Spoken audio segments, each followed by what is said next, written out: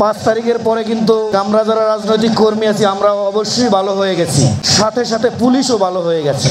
বিগত দিনের আচরণ দেখে পুলিশের শেল্টারে রাজনৈতিক লোকের নেতৃত্বে অবৈধ ব্যবসা অথবা চলতে পারে, এরকম একটা বিরূপ মন্তব্য অনেকের আছে। আমি 100% কথা দিতে পারি এর সাথে কোনো রাজনৈতিক নেতৃবৃন্দ জড়িত নাই।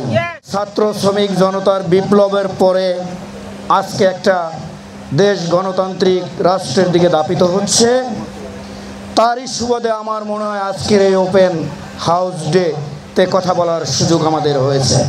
5 তারিখের পরে কিন্তু আমরা যারা রাজনৈতিক কর্মী আছি আমরা অবশ্যই ভালো হয়ে গেছি। বিগত দিনের আচরণ দেখে সাথে সাথে পুলিশও ভালো হয়ে গেছে। পুলিশের যে বদনামটা ছিল আস্তে আস্তে কাটা শুরু হয়ে গেছে। রাজনৈতিক নেতাদের বদনাম যারা করছে তারা তো দেশেই নাই, তাদের আর বদনাম কি করবে। কিন্তু ফাঁকে দিয়ে এক শ্রেণীর লোক কিন্তু ভালো হয় নাই। কারা?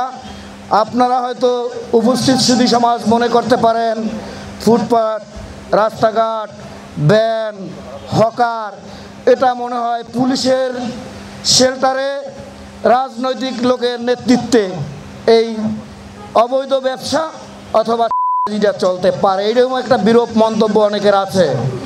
আমি 100% কথা দিতে পারি এর সাথে কোনো রাজনৈতিক নেতৃবৃন্দ জড়িত নাই। আমি যতদূর জানি খিলক্ষেত থানা পুলিশের একজন সদস্য এই বাজি এবং সাথে জড়িত নাই। আমরা যদি ওদেরকে বলি ভাই তোমরা এই জায়গা বইছো না, আমাদের উপরে একটা বদনাম দেয় করতে আসছে। পুলিশ যদি 2টা বাড়ি দেয় তাইলে মনে করতেছে এই যে আবার মনে হয় আগের মতো টাকা নেওয়ার জন্য আসছে। এই যে দৌত নীতির ফাঁকে সুযোগ সন্ধানীরা নেয়। সেই ক্ষেত্রে আমি বলবো পুলিশ এবং স্থানীয় জনগণ, নেতৃবৃন্দ একসাথে যদি যাওয়া হয় কোনো কাজে, সেই কাজটা অবশ্যই সফলতা আসবে।